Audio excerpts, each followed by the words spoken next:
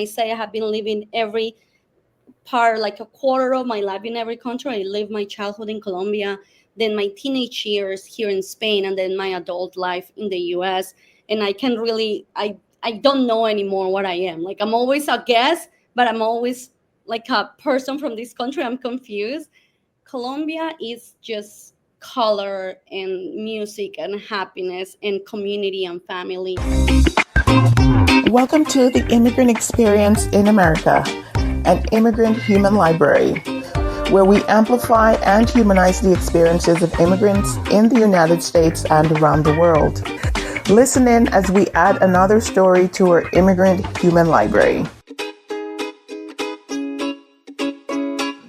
So hello, my friends. Thanks for joining us on another episode of the Immigrant Experience in America. We have another great guest for you today. Her name is Erika Warner. She's from Colombia. She's Colombian American, and she's first generation immigrant from Colombia. She'll be sharing with us about her business venture. She's an entrepreneur, and she does English as a second language. And so this will be very, very well tailored for our audience today who are living abroad and who are in need of assistance learning English and other languages. So welcome, Erika. Thank you very much. I'm so happy to be here. Simon, do you know this is my first podcast as a guest ever? Really? I'm so happy. Ever. I was pulling up my microphone. It fell off the desk, so we'll just leave that off. The recording should be fine. Yeah. Wow. Okay. So tell us a bit about Erika, where you're from, what brings you to the US, and so forth. So I'm from Colombia. I always carry my colors. So everywhere I go, if I'm going to do something public, I carry my colors. So I'm from Colombia, and I just became a citizen last year, actually, an American citizen. Congratulations. But yes, thank you. I'm very excited. I was able to vote for the first time, and now I can go back and forth, visit my family, which is what I'm doing right now. I'm actually outside of the United States right now. I have been living in USA for 10 years. I started as a student of English, and now eventually I became a teacher of English. So my whole journey went full circle. Very good. Okay. And okay, so tell us a bit about, are you in Colombia today, joining us from Colombia? No, I'm actually visiting my family in Spain. If there is something that I can tell you about you, like if you tell me a word that defines you, it's immigrant, because I've always been an immigrant, first in Europe, then in the United States, and I have been traveling a lot, teaching English as a second language all over the world.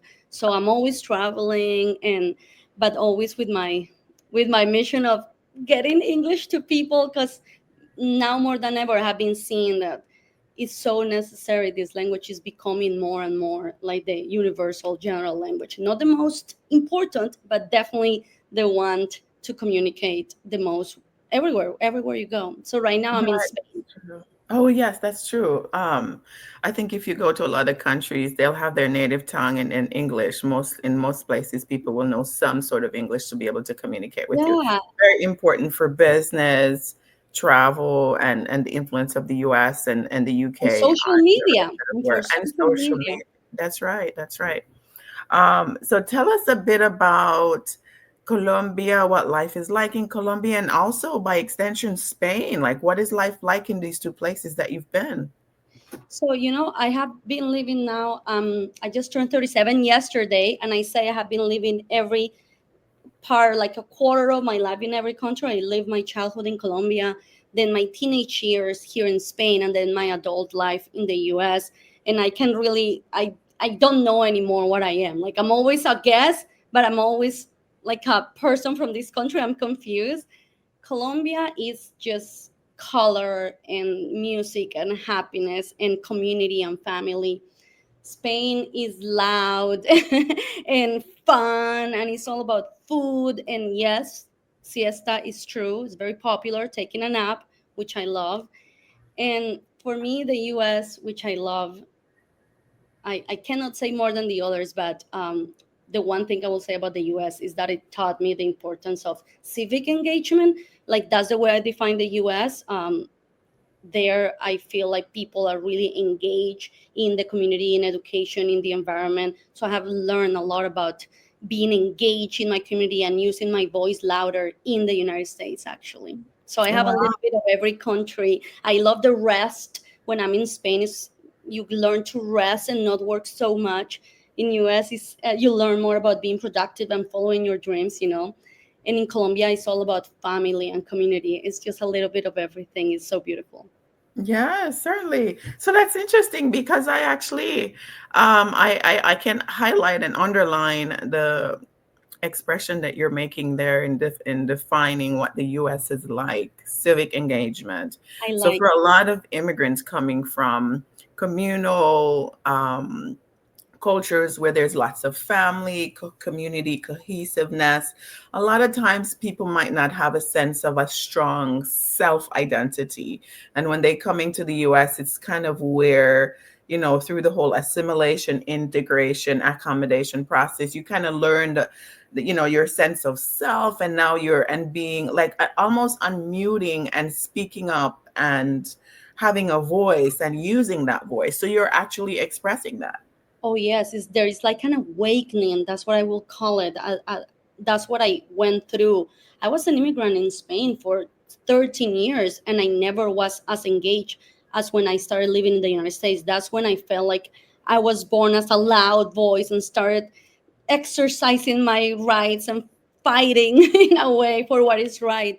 There is that sense, maybe for an immigrant more than for other people. I can only talk from my own experience, but I feel like since I moved to Idaho, that's where I'm from, is on the West Coast, very rural state, and I was always the only Colombian. I started to having this sense of like speaking for my people and representing my people and having this awakening once I was in the United States. I've never felt it so strongly before. Wow, wow, very good, very good. Thanks for sharing that. Interestingly, I have never thought of Spain as being loud. Really? I actually would associate loud with Latin America and the Caribbean more than I would Spain. So give us a little bit Really? more about that. Like, wow, I is can it the tell you this.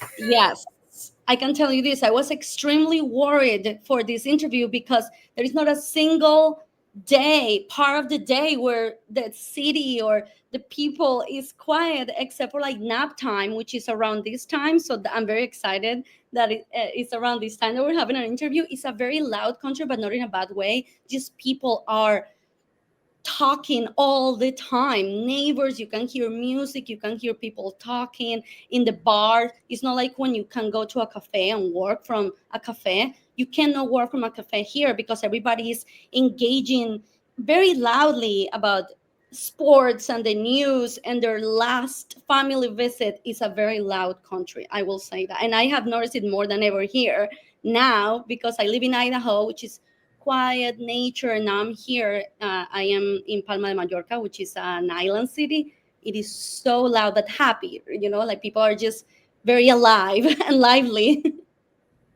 Yes, yes, yes. I completely can relate to that. I lived in Mexico City for like 2 years and kind of went back and forth throughout the country. And I would say that kind of reflects that sort of there's always a sound. There's honking, there's music playing, there's people in the street, there's like dancing or something going on. Danger. Mexico is kind of like that. So even though there are certain parts that can be more sleepy and quiet and more laid back, but Mexico City is a very vibrant city. So, and I've heard certain cities in Colombia can be that as well. And some Well, places yeah. in the Caribbean, I think it's probably just all that vitamin D and sunlight. People are just always out, happy, engaging, cooking, having family get-togethers, community coming get. Correct. It's like they share everything, right? Yeah. It could be in a good way and also a bad way, sharing everything. But that's the whole collectivist part of No our filters. You're in nature. Spain. No filters in Spain.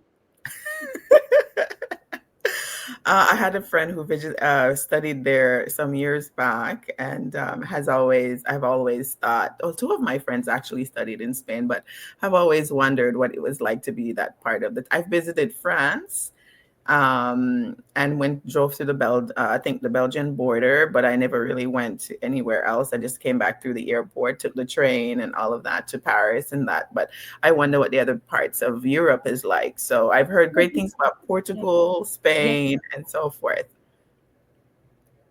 Yes, it's extremely different. But I'm sure that I was in New York recently, and it reminded me of that feeling of loud people and never stopping sounds. It's interesting. You have to find quiet moments, because I'm very used to quiet moments now that I live in Idaho in the United States. So I'm missing that. Yes.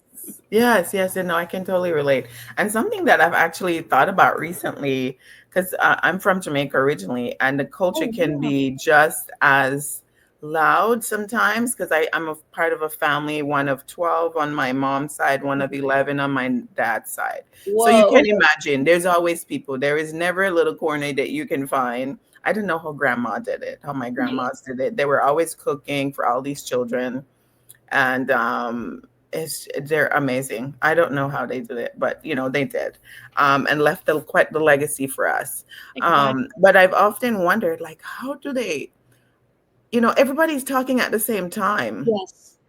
and to probably Americans or people from the West, they might be one. You're taught when you're here in the U.S., like you wait for somebody to stop Yes. speaking, and then you start speaking. And oftentimes, I find that I lose my if I have something that I want to express and I wait for the person to end, sometimes I lose my thought and then I forget what I wanted to say. Correct. So I can understand people are probably saying, "Oh, I don't want to forget what I want to say." And then everybody's talking at the same time. So you're wondering, how are they understanding each other? How are they communicating? Because everybody's talking and going at it at the same time. It's so interesting. Yeah, it's the strongest one wins. My husband is here with me, and he's from the United States, from Idaho, and he's just like, at the beginning he was just like, I give up, I'm not going to try. And now he understands, like, if he wants to make his points across, he has to get in the little, it's like a fight, like a chicken fight. So you gotta get in, or they're never gonna let you in. You have to get in and make your point. And if you start talking louder than everyone else, then the other people stops And uh, listen, and listen to you. It's a fight. right.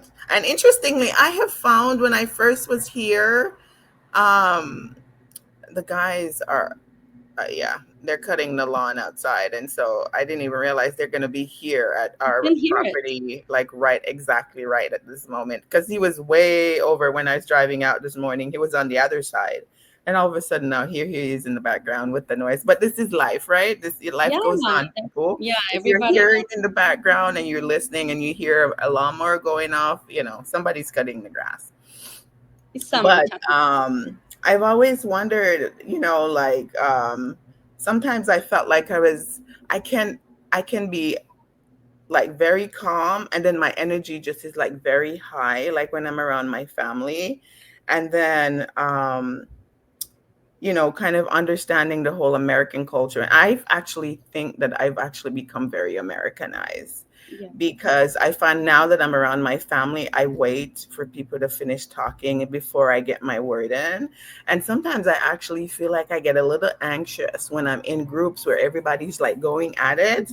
And I'm like sitting here waiting respectfully, like waiting for my turn, and it just never arrives. No. I am feeling that more now than ever, because this is my first time here as an American citizen, but I come all the time.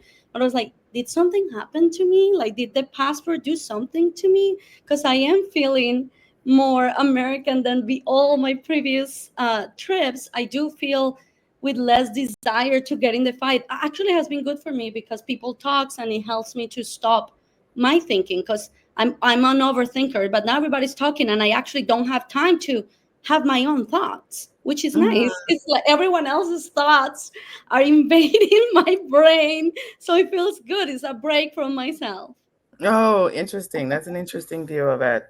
Okay, yeah, thanks for that kind of colorful view of Colombia, Spain, and the US. That comparison there, that's quite interesting. Um, I guess I'm wondering, like, what sort of talk about the culinary side of things, like foods and festival, like what you guys do on an average day? Like, what is life like, your experience with growing up in Colombia and then experiencing Spain versus the US? I feel like you can really tell a lot from a culture from the way they treat food, you know. And for me, food is everything. Like the number one thing I miss the most when I am in the United States is lunch and dinner and the food experience, because I feel like, I don't know if it's everywhere, but in my experience, it's so short. Like lunch and the food meetings and in a restaurant is so short.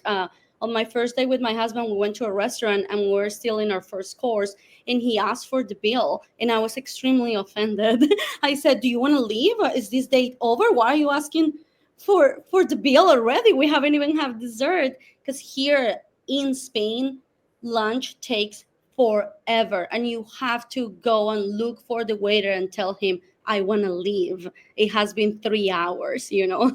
Oh, Well, in the wow. Like they leave you alone to just they pass leave you the time. forever. They leave you alone forever. I just had lunch before this, and it was like 2 hours and a half, and they never came. They never came. But in the United States, it feels like, again, there is this sense of productivity a little bit more, and I feel it can be reflected at dinner time, at meal time. I feel like it's shorter. And I'm teaching my son. I have a 5 year old, and he eats very fast and gets off the table, and we still have like 2 hours, 2 more hours of food. And I said, you need to start staying 5 more minutes every day, so you don't come off as disrespectful, because here the food experience is long, long. First is just always, here is first bread and olives, then the appetizer, then the first course, second course, then the dessert, then coffee, and then a post meal liquor of sorts. So it's like a long experience. And Mm, in Colombia, I am from a small village, so it was all about preparing food from scratch, from like actual scratch. I mean, the animal is alive and we're gonna go get him or get the animal and kill the animal and then prepare the food. It takes even longer. It's a whole day affair. It's like Colombia is the longest and here is shorter, and the United States is the shortest one of all. But all they all focus on spending time together. But I feel like in the United States it's less time. I definitely right. notice that is less time together. Sometimes even a lunch for business, it feels like an appointment. While here, if there is food, no matter what kind of meeting it is, if there is food, it's not an appointment anymore. It feels more near, more close. Like it feels more warm, like love. Right. Yeah. I know what you mean. I grew up in a setting like that where we grew up with, we had a donkey, we had Yeah. goats, cows, chickens on our property, at pigs. Yeah. And if there's an event that's going on, somebody would come at the crack of dawn. They will, yeah, I guess the word, it sounds so graphic. I'm sorry, but how It's they very graphic, but say, that's the like, way it is. like they do their thing to the animal and prepare the meat. Let me say, for those who are listening, they do their thing, prepare the meat and cut it all up in pieces, and then they move on to actually cooking it, like these And huge everyone has a pots job. of cooking, because there'll be so many people coming, the neighbors down the way, and there's no formal anything of an invitation. People No, just no, come, no. People you didn't know, show up. yeah, exactly. Here in the US, everything is so formal. You can't just go Very to somebody's house. You need an appointment. In fact, if you do, I know a friend who was very upset of people like surprising her at her door. They were friends and they would just show up thinking they were doing a great thing, and she yes, was so upset. yes. There is a big cultural shock there, and I have noticed that if you go to Colombia, it doesn't matter what time of the day it is. Somebody will feed you food, no matter what time of the day it is. And here, if in here in the United States, sometimes I've noticed that I go to a place and it's around dinner time, they kind of like make you leave so they can have dinner. And I remember going to many places thinking that they are going to feed me. And then I found out very soon in the United States that I better eat at home before I go somewhere with the expectation that they're going to feed me. It's just cultural, is different. You It learn, you learn. sure is, yes. There's a lot. Life, I think, is built around work Yeah, here and I like productivity, as you express in the yeah. US. And everything else is shaped, that the work shapes everything else, right? Yes. You're expected to, you get up and you go to work. If you see a neighbor who needs help, if their car is broken down or if something happened, you got to be at work at 8:30 or 8 o'clock. And so people, you just keep going. You mind your business. The neighbor will handle their stuff themselves. Outside of here, in some cultures, like in Jamaica, for example, if a neighbor needs help, people stop and they help their neighbors, take care of whatever.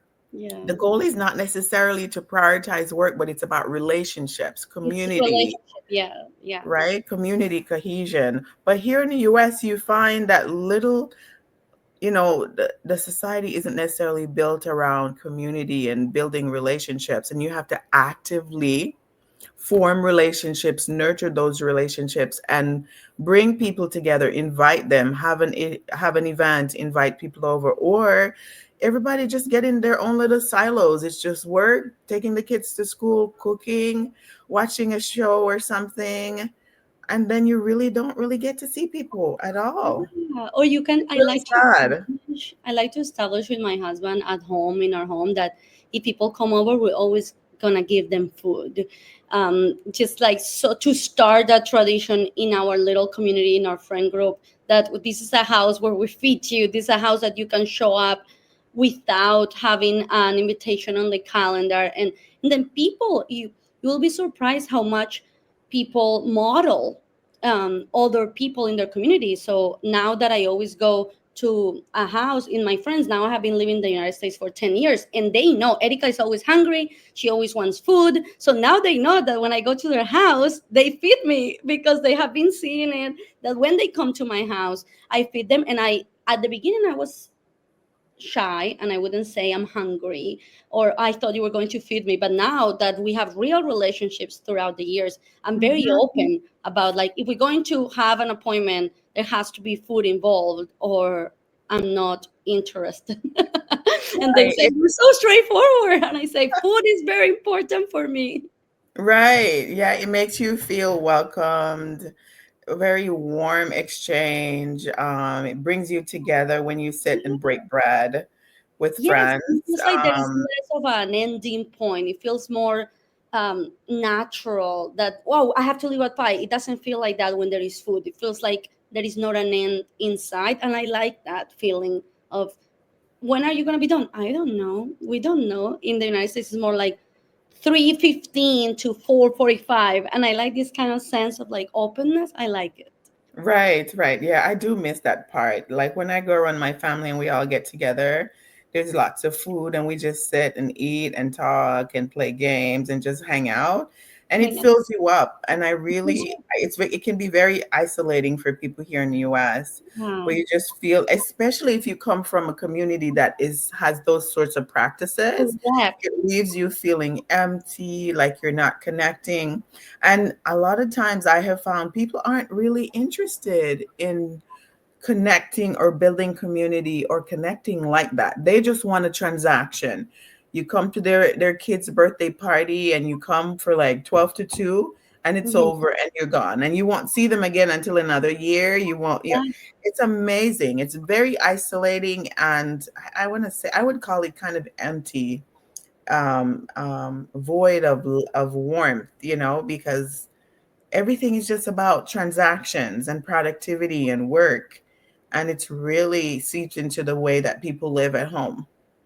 I think that is why I have noticed that too. But I think that is why it is so important diversity. I feel like if that is all you know, that is all you do. But if you start bringing into those communities people from other communities that have an open house, that have a 7 hour birthday party, people like it. They're interested. They start trying and experimenting, and they know that if they come to my birthday party, it's not going to finish after 2 hours.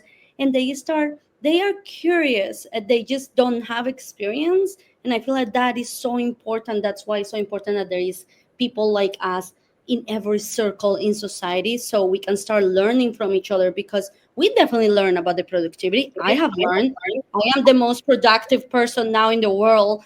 I learned that there, and then we can do this exchange. I learned to be productive, and now you can learn with me to relax, to cook together, and there's this beautiful exchange of cultures that can happen too. Right. And to help people create more of a balance Yeah, because about. there's the stress level here is through the roof. Anxiety, the people don't really put a lot of time into home cooking and cooking healthily. And so you find there's a lot of health issues. People aren't sleeping.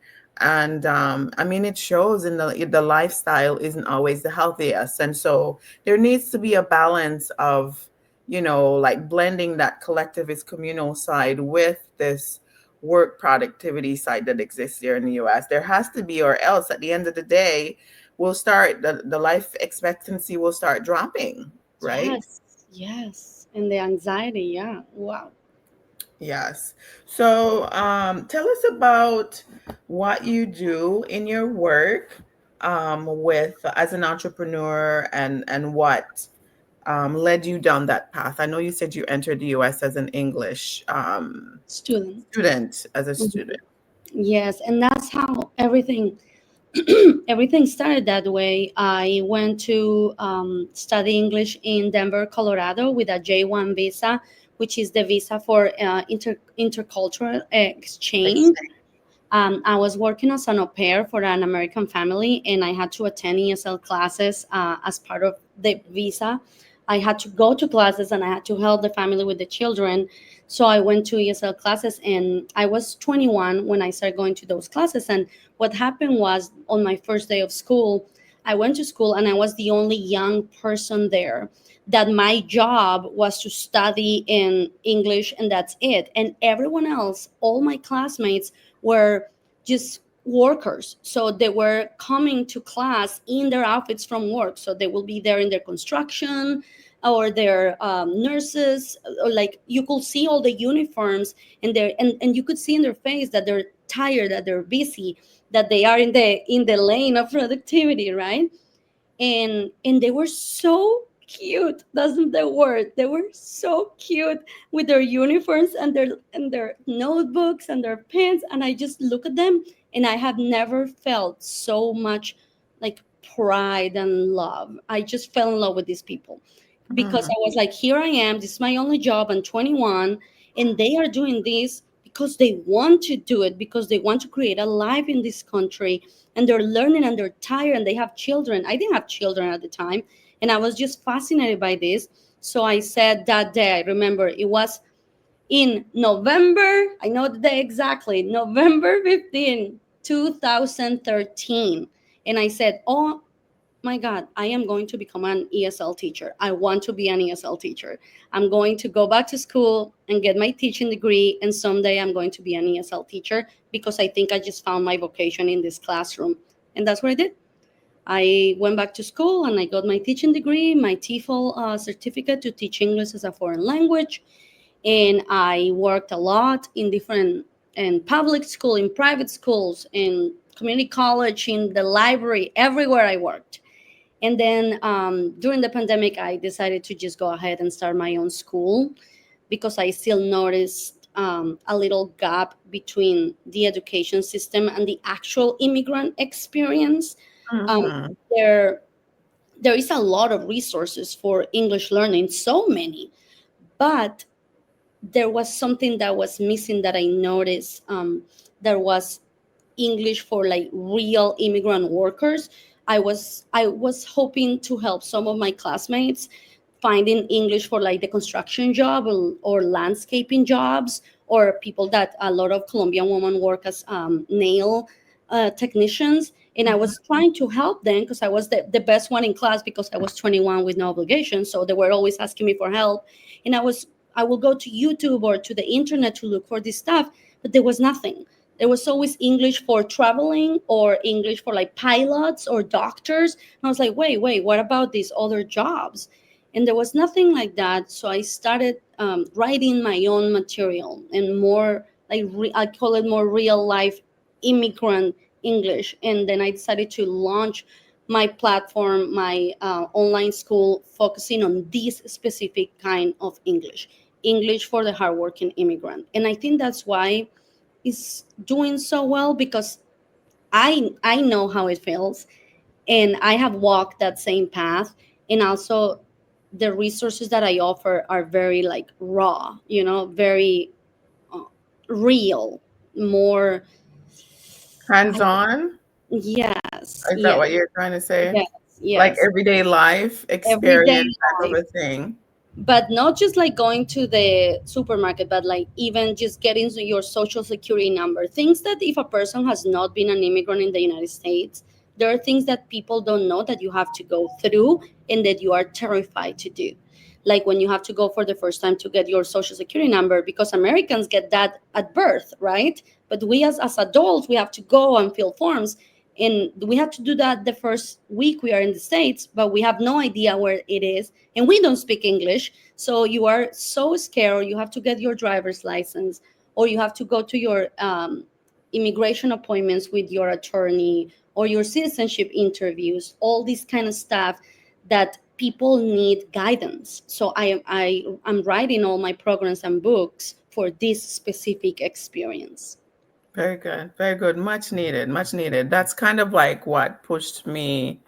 I focus more on like the psychological experience that people are going through, like the culture shock, the dealing with the clashes between your family acts this way, but I'm living in this country and I've adopted some of these cultural norms that I Right, know clashing with the way that my family expects me to continue to live and behave. right. And, so I deal with a lot of the psychological side of things, but there is space and such a need for helping people to learn the hands-on skills so that they can engage and work and go to school and thrive, right? Yeah, and everything, even in the way of like romantic life. I do classes for every area of life, like the professional side of life, but also the people who want to go on a date, or when they're sick, or if they have to. I had a student who brought her glasses from her home country, but then she lost them and she was terrified of going to the doctor to get a new prescription. So she just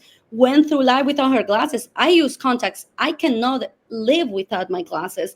And I couldn't believe that she had been living without glasses for 6 months, just because of the fear of going to the doctor to get a prescription. So I remember that was one of the first books I wrote too, about how to go get your prescription glasses in the United States. And there are so many little aspects of life that people think it's so easy. You just go to Costco and get the 99. But people that have never experienced that have very basic English, they are terrified. You literally have to grab them by the hand and show them the way and tell them that it's going to be okay. And I'm going to give you not just the cheerleading aspect of you can do it, but also, yes, you can do it, but how do I do it? Right, right. Walking through the steps and how to Yes, communicate, the words to use. It's very specific type of communication here in the US as well too. yes, And then from another language too, like making that relevant for the person who thinks in Spanish. How do you translate that into English? yes. Okay, great, great. That's very much needed. And tell us about like how has the business been going over the last several years? Like where do people find you online? How do they engage you and so forth? So it's a pretty new business. I always say it's kind of like a toddler. This is our fourth year, and this is our best year yet, because we're final. I have been planting seeds for 3 years, and now finally this year we're seeing a lot of growth, because we have a lot of community now, all community, but new people are coming. And I decided that I was going to put my lessons and my resources. I have free resources and paid resources, and I decided that I was going to put them everywhere I could. So I am literally everywhere you can imagine. We have a saying in Spanish that says "Estás hasta en la sopa," which means I'm even in the soup that you drink for lunch. That's like the same. So you can find me as Inglés Pa Mi Gente, which is our name. Inglés Pa Mi Mhm. Gente, which translates to English for my people. Um, and we are everywhere: Instagram, Facebook, TikTok, Threads, YouTube, Spotify, Google, everywhere we can find us. And we have our free resources and our paid resources. Okay, okay. And are you doing all of this yourself, or do you have a team of people working with you that how do you engage on social media in so many spaces? Because I find it challenging to be in all And those places. when I started, I was doing it by myself for 3 years. So that, I think that's why it was going so slow. But as of last year, I finally started a little team with two people helping me, and this year two more people. So there are five of us, and I feel like that has really helped me to be in so many places at the same time, because it is challenging and it is a lot of work, tons of work. So do I always want to be the teacher. I am the teacher. I teach all my lessons myself, but then now I have people that help me with all the social media management, edition of captions and editing and all that kind of stuff. I have people to help me with that now. And I have a podcast on Spotify that focuses on pronunciation for Spanish speakers, and I have a person that helps me with that as well. And I am doing all the writing of the programs and the teaching of the programs. And then I have another person that helps me with tech and customer service.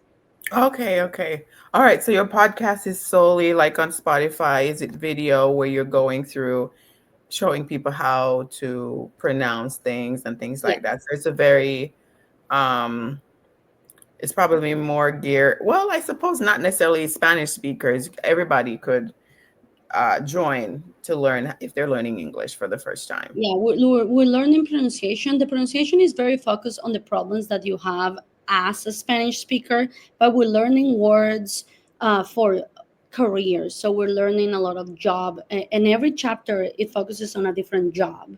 So like this chapter is only the English for teachers, this one just for nurses, this one just for landscapers. So it's very focused on working Mhm. English. Okay, very good, very good. Um, let's see. I usually try, we're just about 36 minutes in. I usually try to end the show with a little bit of humor. I like that. And I want to ask you, is there any time during your 10 years in the United States, or even when you went from Colombia to Spain, that there was like somewhat of a faux pas? These happen all the time. People just make social um, mistakes that they just don't understand. It means something else in one country and it means something else in another country, right? And you messed up. Is there such a situation that you made a faux pas, and how did you handle it? Is there a humorous one? Even better. But it doesn't necessarily have to be humorous either. I have messed up so many times that I go to. But I remember one here, as I said, I was a teenager. I grew up in Spain. I went to United States from Spain, and here there's really not a topic that you cannot talk about. In Mm, Spain, you can talk about anything: people's weight, people's salaries, sex. You can talk about anything in Spain. And I just went there, and I thought that every topic was acceptable. So I was always asking inappropriate questions, and my husband was always kicking me under the table all the time until I found out. He told me the rule is don't talk numbers, please, age, weight, or money. And I was always asking all these questions that in my head were natural.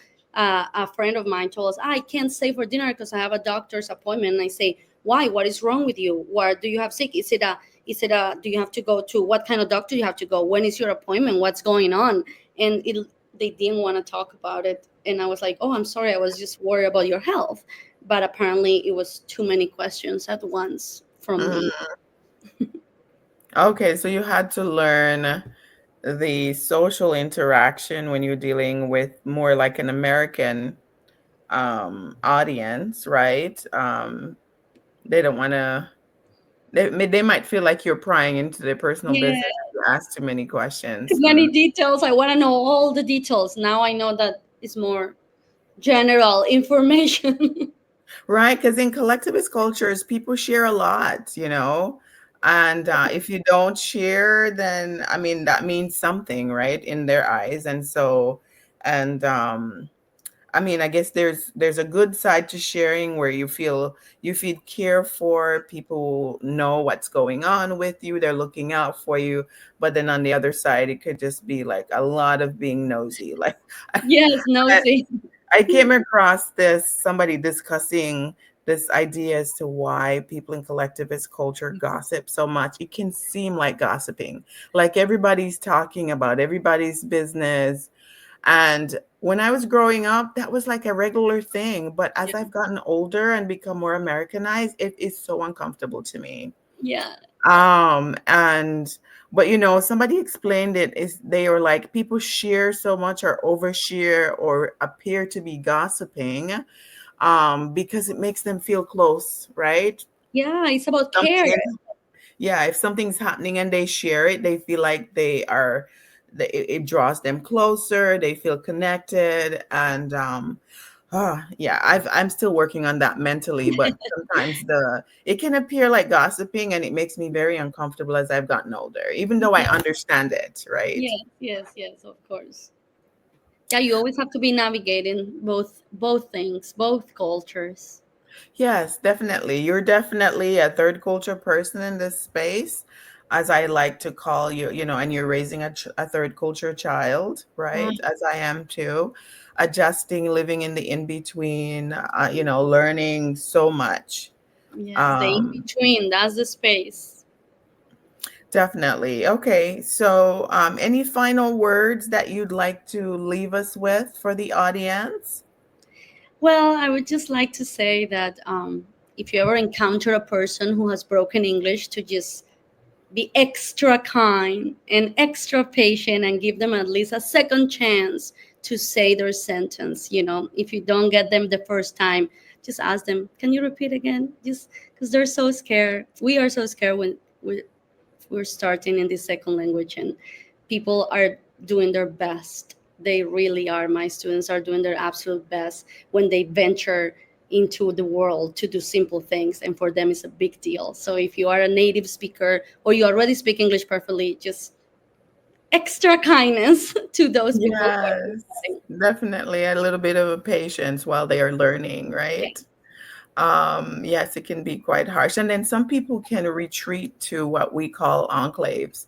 They they live in their communities they and they are 100% do. scared to leave They do. because of what they will experience if they are not able to communicate outside of those spaces. So, They do. um, yeah, and It's I think we all probably lose when people don't engage and share their worlds, right? Yes, exactly. It is a win-win if we all get to engage together, even through not perfect English. It's still connection, which is the purpose of language. It's not about speaking perfectly, it's about connecting with people, and that's what really matters. Very good. Well, thank you so much, Erica. Thanks for joining the Immigrant Experience in America. It was a pleasure learning about your business and your multiple worlds that you're living in between. Thank you very much. I will share with you my link to my free resources. So if you ever find a person who has broken English, you can send them our way. We have tons of free resources for people. Very good. Yeah, so we'll get all the details from Erica to put those in the show notes and get those released to our audience and so people can find the help and assistance that they need in adjusting and learning. We thank our listeners around the world and we appreciate your continued support as we build our human library. Please remember to give us a 5-star review, subscribe, and share with your friends, family, and circle of influence.